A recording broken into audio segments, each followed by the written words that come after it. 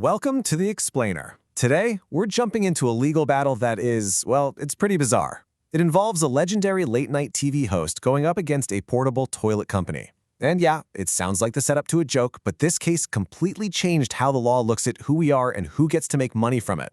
For decades, these two words meant one thing and one thing only. Johnny Carson, the king of late night, was about to walk on stage. Every single night, you'd hear the announcer, Ed McMahon, just belt it out, and millions of people knew exactly who was coming. It wasn't just a catchphrase, right? It was basically a multi-million-dollar brand crammed into one heck of an exclamation.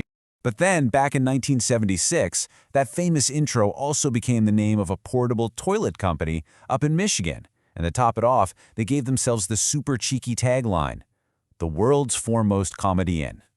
Get it? Carson was not amused. He sued, and that's what kicked off this incredibly strange but super important case, all about the nature of identity itself. So here's the really interesting legal puzzle.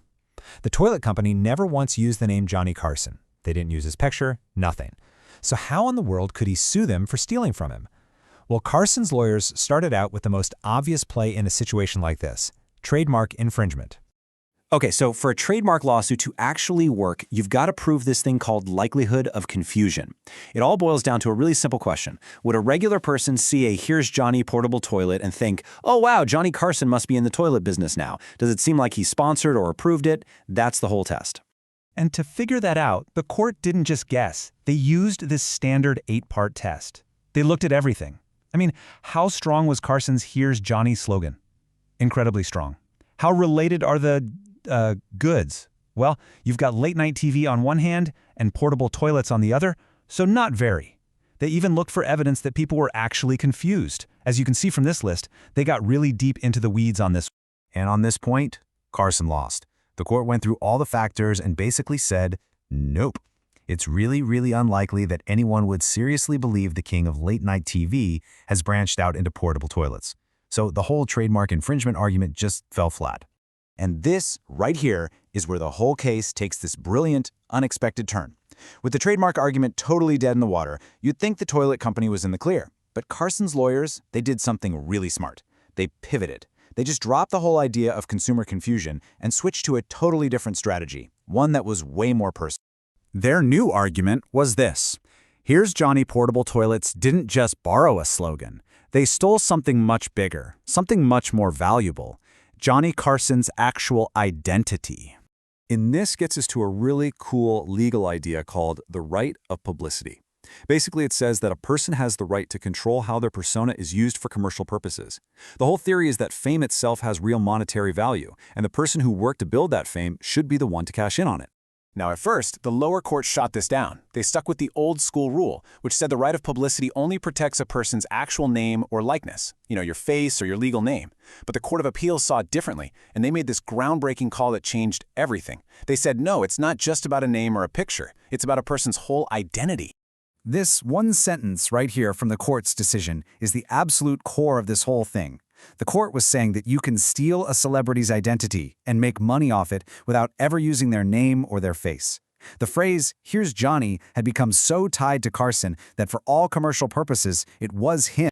And you want to know what the smoking gun was? The company's founder admitted it himself, under oath. He said flat out that he picked the name because everyone associated it with Johnny Carson and The Tonight Show. He knew exactly what he was doing. The whole point was to cash in on Carson's fame. And look, the court wasn't just pulling this idea out of thin air. They built their case on other rulings that were already heading in this direction. There was a case that protected a race car driver's unique car, another that said a drawing labeled "the greatest" was clearly Muhammad Ali, and one that protected the football player Elroy Hirsch's famous nickname, Crazy Legs. So the idea was already there. Identity is way bigger than just a name. But this was a pretty radical idea for the time, and not every judge was on board. Judge Cornelia Kennedy wrote this really powerful dissent, basically saying the majority had gone way too far. And she brought up some really good points. She worried that the ruling was essentially giving Johnny Carson a monopoly over a simple phrase. A phrase, by the way, he didn't even say. Ed McMahon did. She was concerned this would start pulling common words out of the public domain and could create a chilling effect where people would be afraid to use everyday phrases in their businesses. So, okay, a 40-year-old case about a TV host and some toilets. What's the big deal? Why are we still talking about this strange little piece of legal history today?